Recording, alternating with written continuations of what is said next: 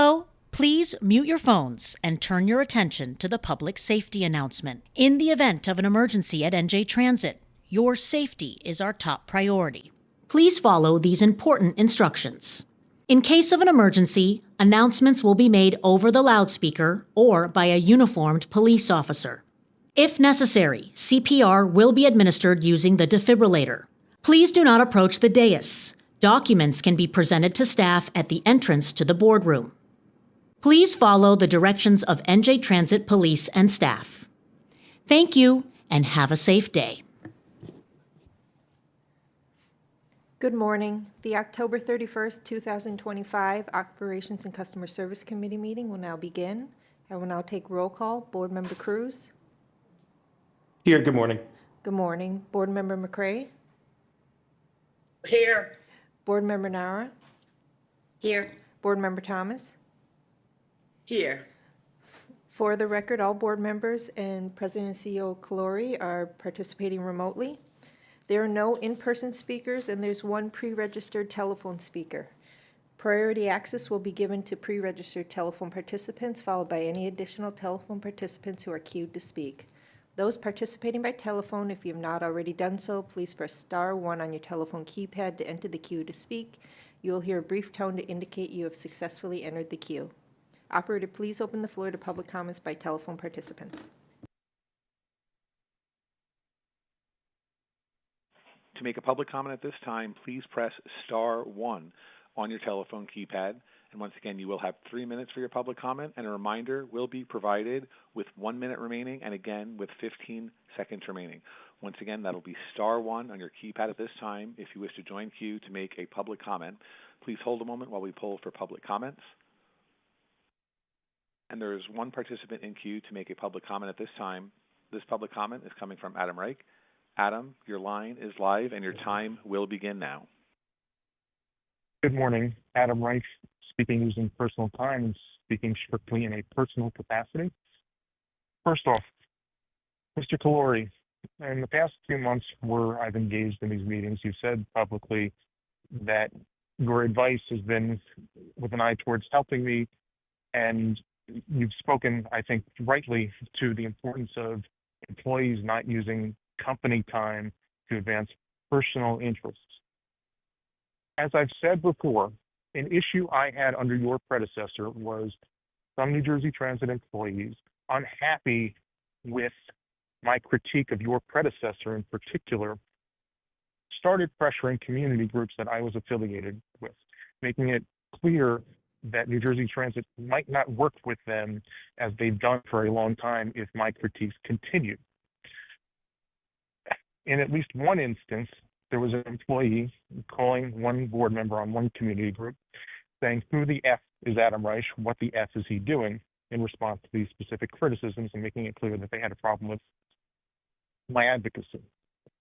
Given that you've spoken publicly to the importance of not having employees use company time to advance personal interests and to build yourself as a defender of the First Amendment, it's imperative that you give me some assurance that somebody on your team will review this and ensure that you don't have somebody still on the payroll doing this sort of thing. In particular, that call I mentioned, it was not just an employee, but with their supervisor in the room, giving a strong suggestion that this was done specifically on New Jersey Transit time. So I must ask, should I refer this directly to you? Is there a member of your team I should relay the relevant information to? The problem with silence on this issue is it could signal A, that you approve of this sort of conduct, or B, that you don't care and employees have free rein. Either one is a problem, both from a moral standpoint and also from the fact that we have clear First Amendment case law that makes it clear that a government entity can't use other organizations to do things to apply pressure that they themselves could not apply as government entities. I'm also concerned with the fact that some of the people who did, quote unquote, play ball were rewarded with inside access to New Jersey Transit facilities. Beyond that, I want to stress we're getting into cold, flu, COVID peak season with the colder weather. It's imperative that at least on reverse peak trains, there is more of an effort to open up every car. Having less density in each car improves air quality, makes it less likely that if there is some sort of exposure, you'll have fewer people exposed. And again, cleaner air helps counteract this risk. I must ask again for a dialogue on this. Is there somebody on rail operations who I could speak with about this, Board Member Nara? Please, you can't tell me that you said no to a mask car only to allow employees to close off cars for use as an employee lounge, especially when there's a public health reason for at least opening additional cars on reverse peak trains when people have to travel for work and essential purposes like. Thank you.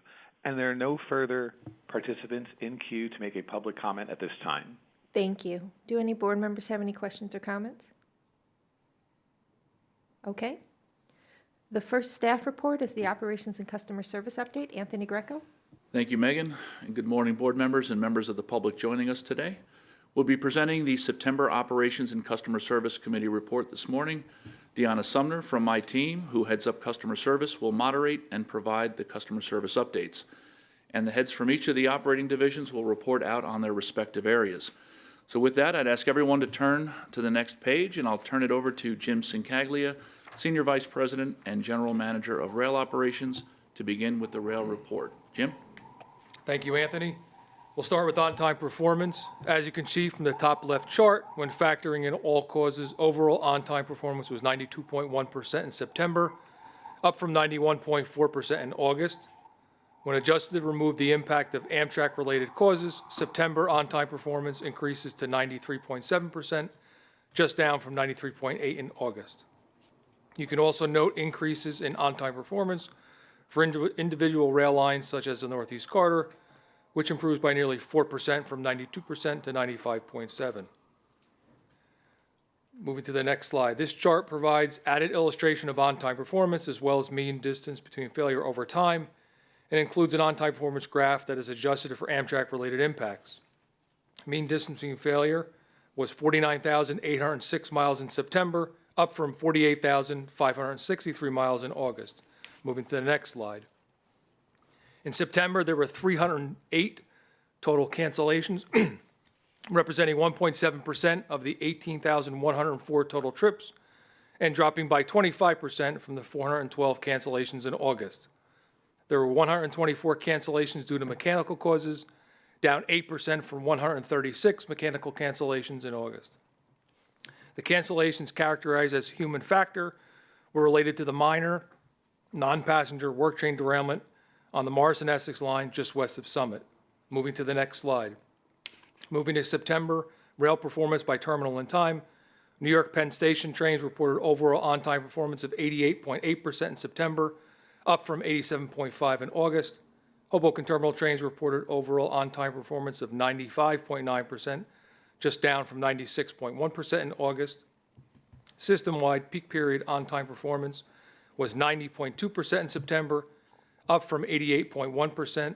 Off-peak on-time performance was 93.4%, up from 92%, and weekend on-time performance was 91.3%, down from 93.9% in August. Moving to the next slide, for trip annulled canceled. In September, the Hoboken Division garnered the majority of the train cancellation feedback, mostly attributed to the minor work train derailment on September 26th I spoke about earlier, and actions taken are noted on the slide. And for trip delayed on September 6th, Conrail program maintenance, river drawbridge issues, and a disabled Amtrak train in the South Tube caused delays on the Raritan Valley Line, North Jersey Coast Line, and Northeast Corridor. On September 17th, service was suspended on the Raritan Valley Line in both directions between Newark Penn Station and Cranford due to Amtrak signal issues west of Newark Penn Station. The actions taken are noted at the bottom of the slide. And moving to the next slide, I'll turn it over to Deanna. Thank you, Jim. Upgrades to the doors at New Brunswick Station have been completed. The main entrance, waiting room, and underpass tunnel doors have been replaced with stronger, more accessible designs that enhance security and convenience for all passengers. In addition, we issued a post about the return of New Jersey Transit's Aquatrack. By using high-pressure water jets to remove the oily residue left behind by leaves after they've been run over by the wheels of passing trains, Aquatrack improves train traction, reduces delays, and enhances overall performance during the fall season.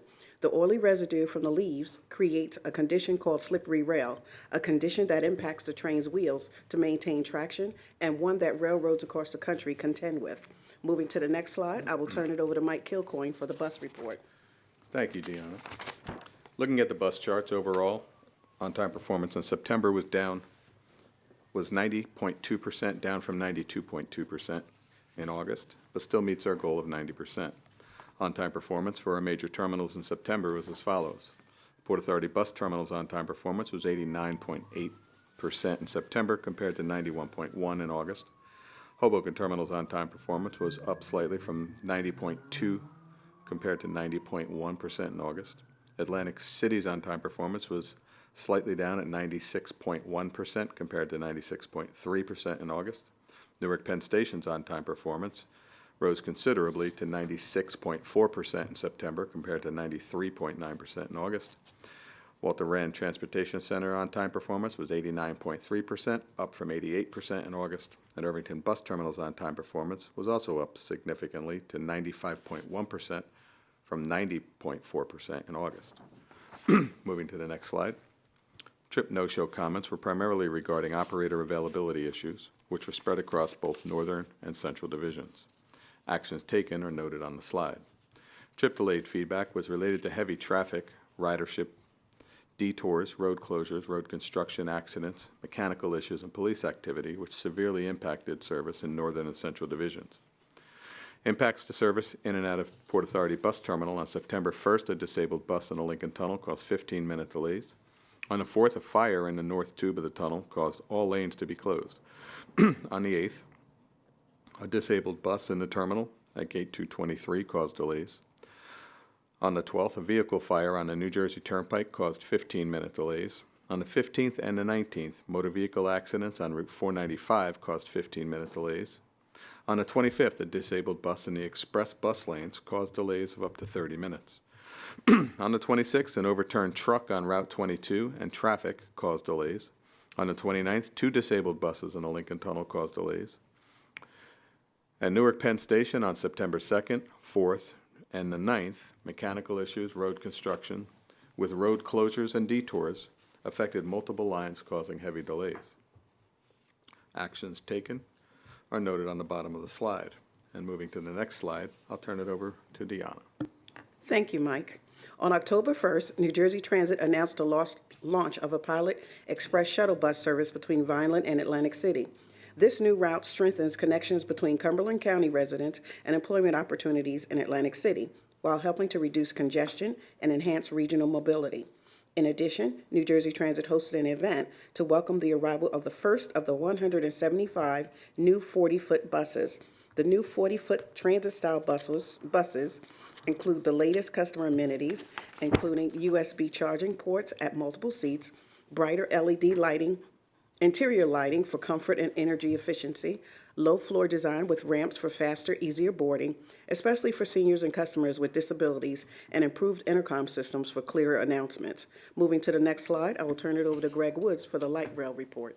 Thank you, Deanna. Overall, light rail on-time performance was 96.3% in September, up from 95.6% in August. By line, on-time performance for September is as follows. Hudson Bergen Light Rail on-time performance was 98.2% in September, up from 96.1% in August. Newark Light Rail on-time performance was 99.7% in September, up from 99.3% in August. Riverline on-time performance was 90.9%, slightly down from 91.3% in August.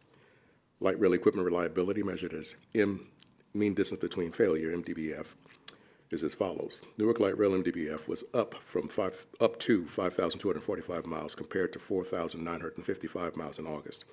Riverline MDBF was 2,377 miles compared to 2,586 miles in August. Hudson Bergen Light Rail MDBF was 13,401 miles, down slightly from 13,682 miles in August. Moving to the next slide. Trip delayed feedback was received primarily for the Hudson Bergen Light Rail. The most significant issue that affected on-time performance was operator availability during the contractor transition at the start of the month. The issue was resolved by the middle of the month. Actions taken are noted at the bottom of the slide. Triple null canceled feedback centered around suspended service on HBLR between Marion Boulevard and Harborside stations the 25th through the 27th due to a boom truck that damaged overhead wires near Exchange Place. Again, actions taken are noted at the bottom of the slide. And as we move to the next slide, I turn it back over to Deanna Sumner. Thank you, Greg. Social media is a critical part of our light rail communication efforts about projects and service updates. We issued social media posts for the HBLR regarding boarding changes that occurred due to track work. For North Light Rail, we also issued posts about boarding changes at Park Avenue, Orange Street, and Norfolk Street Station. We also issued a social post highlighting safety blitzes at Burlington South Station on the River Line and Hamilton Station on the Northeast Corridor in observance of C-Track's Think Train Week, which was September 15th through the 21st, formerly known as Rail Safety Week. New Jersey Transit reminds customers that safety is a year-round priority. Moving to the next slide, I will turn it over to Namika Parker for the Access Link report. Thank you, Deanna.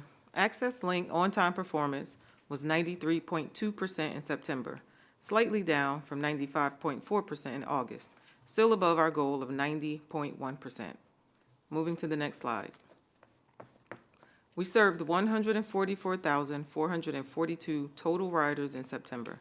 The total number of cases for September was 128. The top issues generating feedback were service delays and employee performance. We received 60 service delay comments in September. Communications in this area continue to be evenly spread amongst the regions. The highest area of concern was regarding vehicles arriving after the end of the customer's 30-minute window. The most significant cause of the issues were delays due to traffic and system-wide onboard computer issues, specifically impacting the GPS. Actions taken are noted on the slide. Of the 144,442 riders we served this month, there were just 16 comments regarding employee performance in September.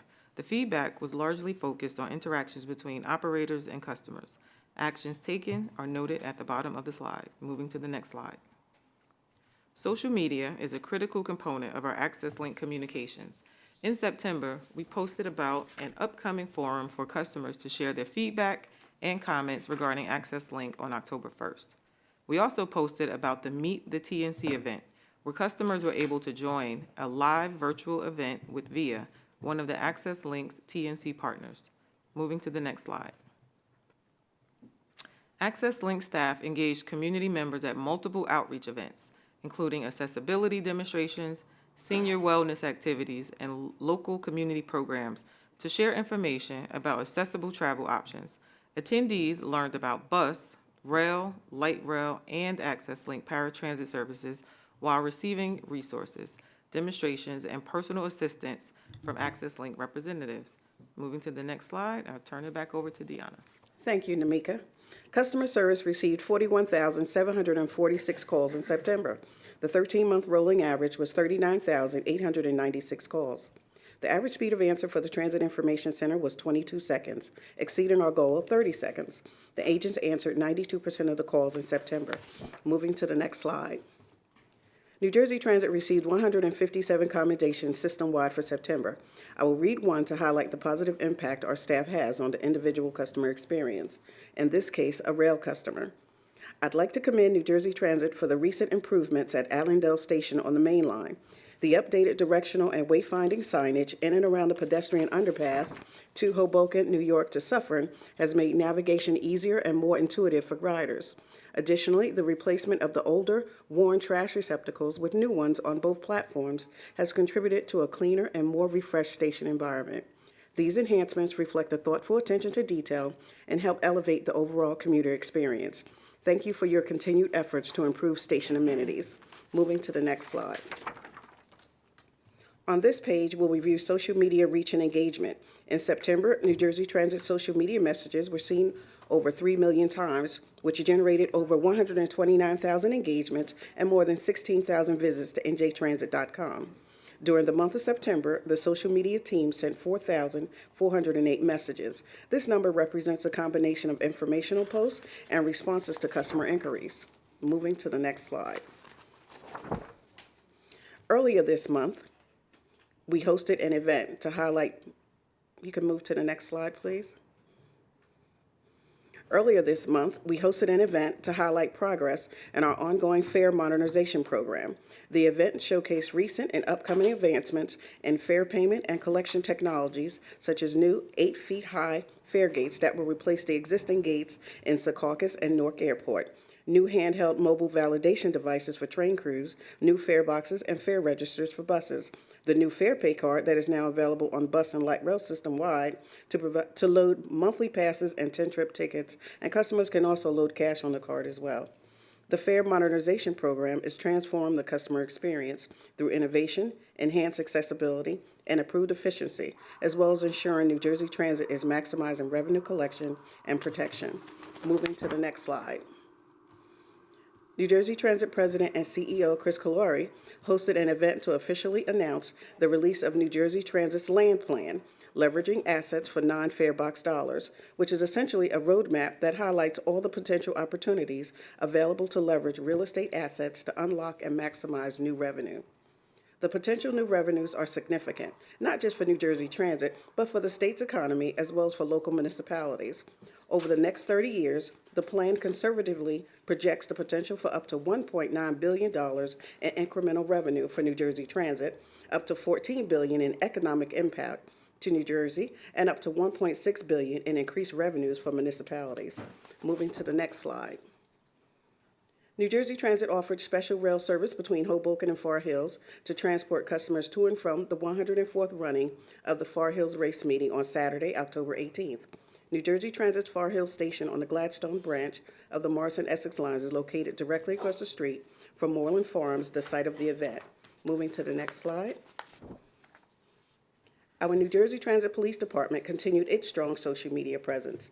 The New Jersey Transit Police Department recently celebrated National Police Woman Day. The New Jersey Transit Police also posted to remind everyone that September is Suicide Prevention Awareness Month. Now I would like to turn it over to Chief Trusillo for an update on NJTPD initiatives. Thank you, Deanna. I'd like to report out from the reporting period October 1st through the 29th of this month. Our outreach efforts as we're entering into the cold weather season, we've encountered 534 at-risk individuals in our stations and terminals, and I'm happy to report that 207 have accepted some type of service. In regards to the Attorney General's Arrive Together program, where we bring certified mental health counselors with police officers to try and help people who might have mental health problems, we had 13 encounters, and 3 of those encounters resulted in getting help for individuals. Narcan deployments for the month of October, we had 15 deployments and we had 15 saves. Year to date, we've deployed Narcan 177 times in our facilities. We know that smoking is an issue with our customers, and this month we've issued 78 summonses for smoking offenses. And on October 21st of this year, 7 new New Jersey Transit recruits graduated from the Passaic County Police Academy's Basic Officer Training course. During the commencement ceremony, additional awards were presented for outstanding accomplishments. And I'm pleased to share that our police officer, Isaac Butts, received the Merit Award, which was voted by his fellow classmates. And that's my report, Deanna. Thank you, Chief. Moving to the next slide. And we'll close with a slide that illustrates the press releases we issued during the month. And that concludes the Operations and Customer Service report, Megan. Thank you. Do any board members have any questions or comments? Okay. The next is the Customer Advocate Update. Frank Bowman. Good morning, Megan. Good morning, everyone. Thank you. I'll start with a summary of the comments collected through the dedicated Customer Advocate online form available at njtransit.com/advocate. As a quick reminder, while some comments are redirected to the Customer Service Department when they fall more within their scope, I personally review every submission and then discuss the most relevant topics with the appropriate teams to identify possible solutions. The table on this slide summarizes the 33 comments I received in September. And, I'd like the board to be aware of the types of feedback we get, but I also want to highlight a few examples that show how customer input can drive service improvements. First is the signs at Newark Penn stations. Customers reported difficulties switching modes or finding bus gates. So we plan to add more wayfinding signage particularly for areas of the station that are not accessible at night. We also got concerns about congestion at Metuchen Station. Customers reported the risk of missing trains due to congestion. So Transit Police confirmed that idling cars near the platform were blocking access for other passengers. And the government and community relation team is working with Metuchen to implement new signs and pavement markings to address this issue. Next slide, please. Similarly to the feedback collected via the form, I monitor NJ Transit-related comments and investigate the most relevant ones on social media. The table on this slide is a summary of those interesting comments that do not necessarily represent trends, but are worth looking into. I wanted to highlight one specific topic, the concerns about construction along River Road in Hudson County. After a site visit, I identified potential accessibility issues, and thanks to the Government and Community Relations Department, the Bus Department, and the Office of Civil Rights, we work with the Hudson County to raise passengers' concern and suggest improvement to safety and accessibility at the new bike lane boarding areas. They will be implemented soon, and passengers will be happy to know that the construction is no longer creating additional congestion on the corridor. I also wanted to mention the recent opening of a Blue Sky account to engage further with customers. So I invite every passenger to follow me, and the handle is at customeradvocate.bsky.social. Next slide, please. I'll now review the customer service database metrics for September. But before we look at the metrics, I'd like to provide a bit of context because September is always a challenging month, operationally speaking. Right? Every mode sees a sudden uptick in ridership compared to July and August, and both bus and Access Link also face a sharp increase in traffic congestion. After 2 months of lighter summer travel, operators and conductors must quickly adjust to higher boarding volumes driven by the back-to-school and back-to-work period. Consequently, it's normal to see a sharper uptick in concerns than in ridership. From experience, I can tell you this phenomenon is even more pronounced in France, where Parisians largely vacate the capital in August, and all return at once around September 1st. Anyway, starting with rail, we observed the usual back-to-school uptick in ridership, accompanied by a modest 14% increase in concerns per passenger. The ratio remained below the target and is consistent with September of last year. The uptick in concern was largely driven by one line, the Morris and Essex line, whose customer experienced a major disruption following the derailment of a work train near Summit that we discussed already. The Raritan Valley Line, Main Bergen Line, and Pascack Valley Line also saw moderate increases, while other lines, including the Northeast Corridor, recorded a decline in concerns per passenger. Although service-related concern increased compared to the summer month, they remained below the annual average, and the same trends was observed for passenger information and overcrowding complaints. Next slide, please.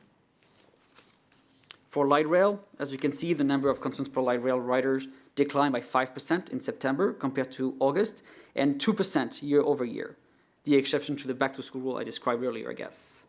Now, the Newark Light Rail recorded a slight uptick in service-related concerns driven primarily by an increase in early departure complaints, which have already been addressed. In contrast, both HBLR and the River Line, despite being in the midst of an operator's transition, recorded improved results compared to August. Most categories, including service-related concerns per rider, remain stable. Passenger communication and station condition complaints declined as work continues to refresh stops, for example, during the Orange Street Crossing resurfacing project. Next slide, please. The number of bus concerns per 10,000 passengers rose last month, mirroring the spike observed in September 2024. This increase was distributed relatively evenly across the three divisions, as the uptick in road congestion affected the entire state. Service-related concerns saw the largest increase, rising above the annual average. Overcrowding and complaints also returned to the top 5 categories. However, the ratio of bus cleanliness and condition concern declined slightly in September. And I think passengers, and I count myself in it, are seeing more and more of the new vehicles, and that makes a real difference. Next slide. Access Link recorded a noticeable uptick in concern per passengers. The largest increases occurred in Region 3, driven by scheduling errors that caused delays, and in Region 6, where the new provider is navigating its first high-volume trip demands and is adjusting to customer expectation and communication standard. Region 4 was the only area to record a decline in concerns. Most categories saw an increase, with service-related concern leading the rise. That said, vehicle maintenance issues remain low, while technology issues fell out of the top 7. Next slide, please. I do not have major recommendation for this month. Many of the initiatives I've mentioned previously are still in progress, and at this time I'm focusing on monitoring their implementation before proposing additional actions. That said, I wanted to provide you with some updates on ongoing project. Board Member Vice mentioned it at the last board meeting, but I also wanted to give kudos to the light rail and safety teams for their hard work on the Orange Street light rail crossing.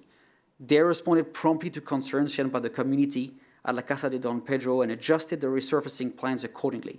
The work, completed in late September, early October, resulted in a brand new crossing pavement, sidewalks, and clear safety markings and signs. On the passenger information side, I feel like we make progress almost monthly. First, following the passenger concern voiced at the last board meetings, I have conducted reviews of static passenger information at some of the hub stations mentioned, including Exchange Place and Jewel Square. And in collaboration with customer service and the bus team, we will implement new signs to clarify boarding information and intermodality at these locations. Following a recent increase in complaints about the data shared by MyBus, several teams are already working on both short and long-term solutions. New hardware has been installed at the Port Authority bus terminal to improve the reliability of tracking data, addressing some of the challenges of managing so many vehicles in such a limited space.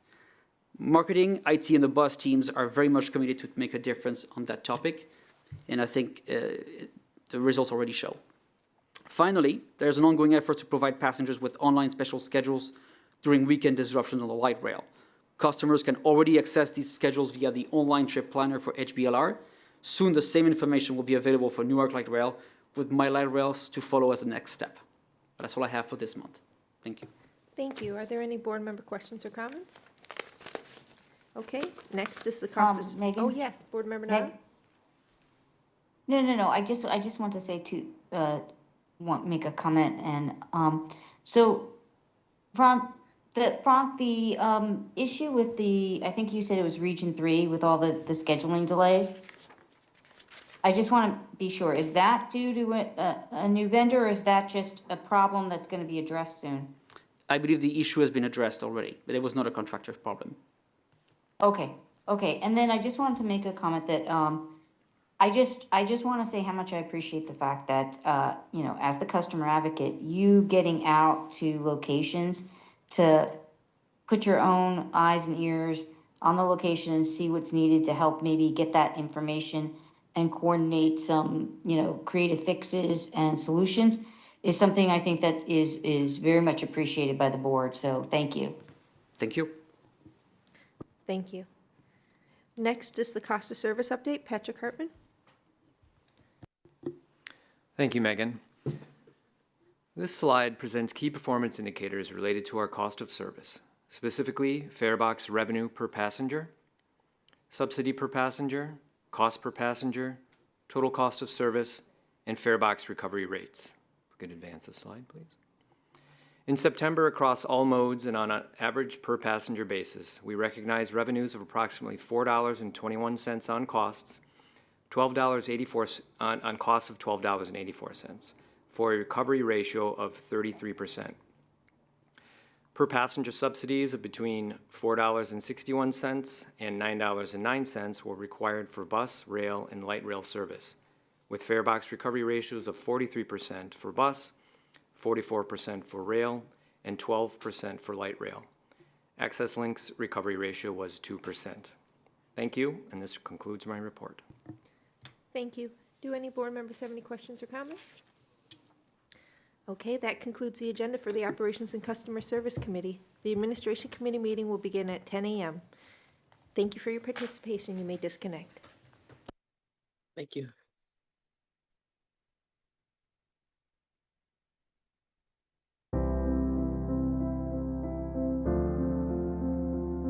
Those participants who have dialed in and plan to remain connected until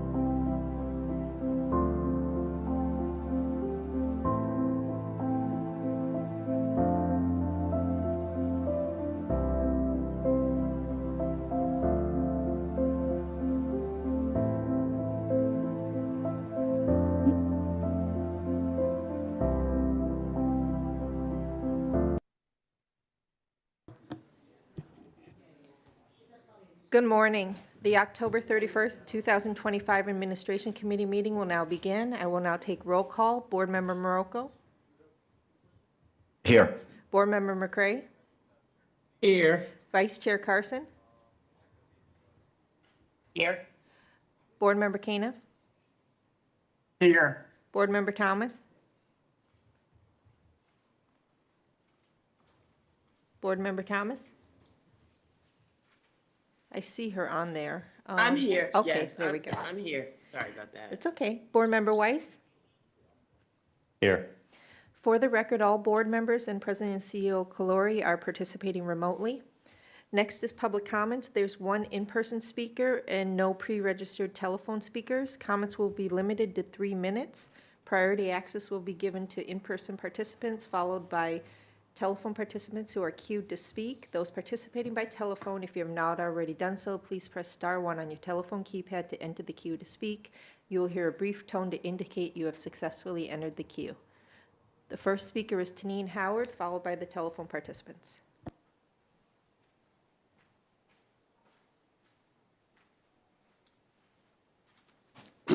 Hello. I really didn't plan to speak today, but I just wanted to get some clarity on the, I guess, the type of meetings. I was in a previous meeting a couple of days ago, and I was told by the board secretary of what to speak on or what I couldn't speak on. I just wanted to make it clear that I understand these meetings and my participation in these meetings, they do have an end goal. So I just thought it was inappropriate for you to come up and tell me what to speak about and the topic of the discussion, because I knew the topic and I knew it well. That's it. I just would like you to refrain from doing that in the future. Thank you. Thank you.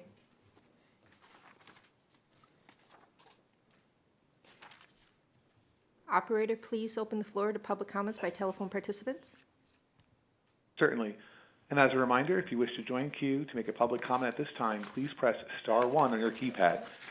As a reminder, you'll have 3 minutes for your public comment, and a reminder will be given with 1 minute remaining and again with 15 seconds remaining. Please hold a moment while we poll for public comments. And there are no participants in queue to make a public comment at this time. Thank you. Do any board members have any comments? Okay. The first report is the financial update. Patrick Hartman. Thank you, Megan. I'm pleased to present New Jersey Transit's financial report representing the third period of fiscal year 2026. Additional information related to key performance indicators, vacancy trends, revenue and ridership, and profit and loss details not presented here can be found in the appendix to this presentation. Page 1 of the report shows a summary of fiscal year-to-date operating results as of September. New Jersey Transit saw a net loss from operations of $40.8 million and realized a $2.6 million gain due to the timing of reimbursable project revenue, for a total net income of negative $38.2 million.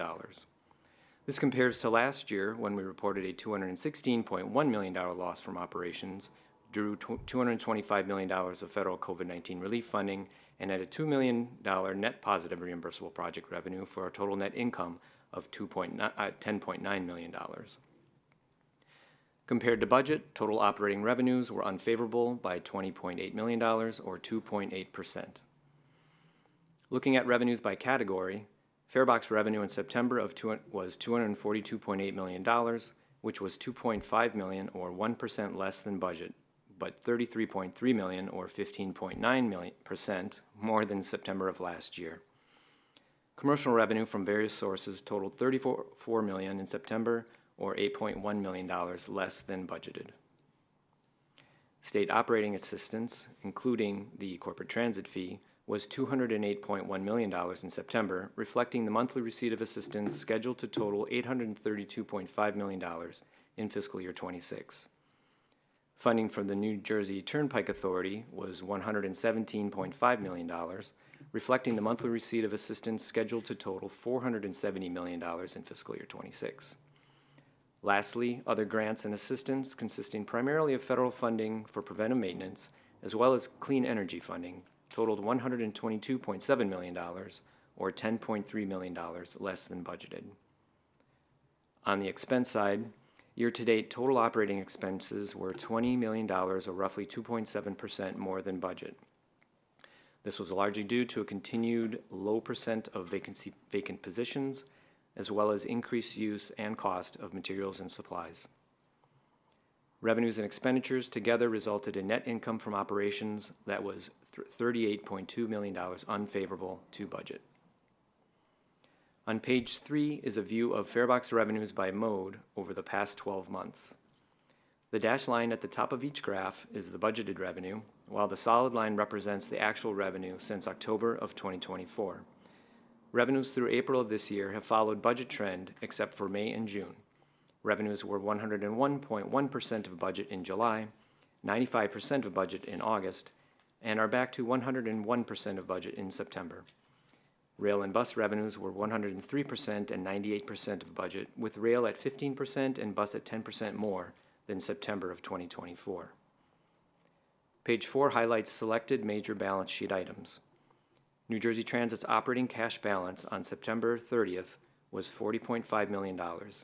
There was a zero balance on our credit facility, and we had a long-term debt balance of $1.7 billion. Thank you, and this concludes my report. Thank you. Are there any board member questions or comments? Okay, next is the Human Resources Update. Joel Gokul. Thank you, Megan. Good morning. I am Joel Gokul, Chief Human Resource Officer, and before reviewing the hiring numbers for the month of August and September, I want to highlight a few of our department recent initiatives. For police recruitment is moving forward with academy classes scheduled at Passaic on October 27th, Essex on December 27th, December 22nd, and Hudson on December 29th. We expect to hire about 15 recruits, each for the Passaic and Essex academies, and 10 to 15 for Hudson. For candidate outreach in August and September, the outreach team continues strengthening talent pipelines through key partnerships.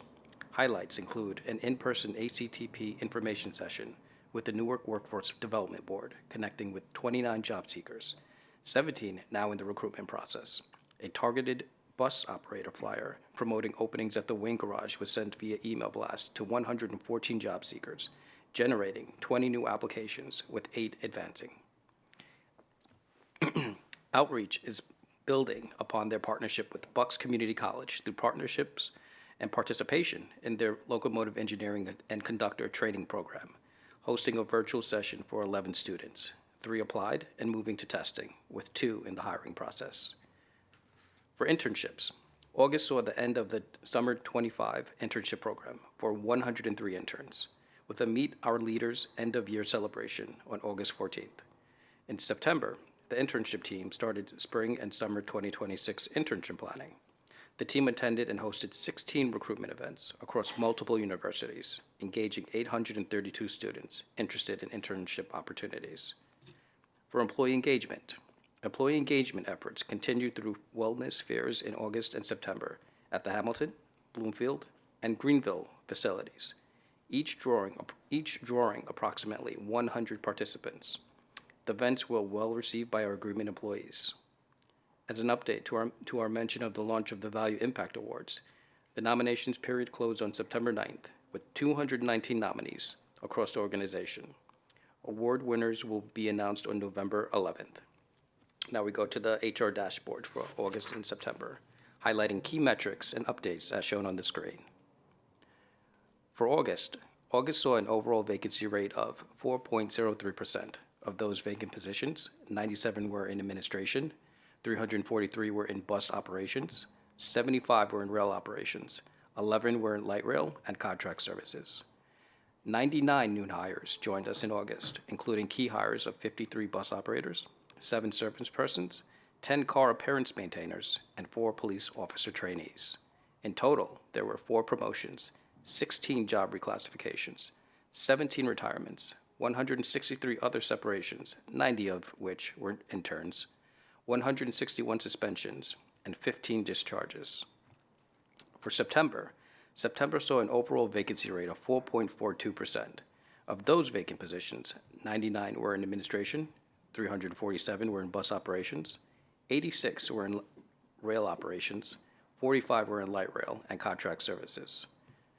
99 new hires joined us in September, including key hires of 52 bus operators, 19 assistant conductors, and 6 service persons. In total, there were 8 promotions, 9 job reclassifications, 21 retirements, 86 other separations, 108 suspensions, and 16 discharges. This concludes the HR dashboard for the months of August and September. I appreciate your time and thank you for your attention. Thanks. Thank you. Do any board members have any questions or comments? Okay. Next is the Equal Employment Opportunity and Affirmative Action Update. Naeem Din. Thank you and good morning. Starting with the highlights page, there were 23 complaints under investigation at the end of September 2025. Through visits to our site facilities, we continue to conduct employee outreach and disseminate information about our policy, as well as the mission of our office and the role we play in the organization.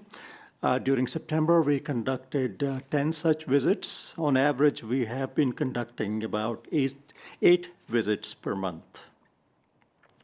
We have ongoing online and in-person training. We provide training on prevention of harassment and discrimination to new employees, newly hired or promoted supervisors, as well as for assistant conductor training program and locomotive engineer training program. The next slide shows the number of new complaints that were filed, as well as those which were closed each month during the previous 12-month period. During August and September, 7 new complaints were opened and 10 investigations were concluded.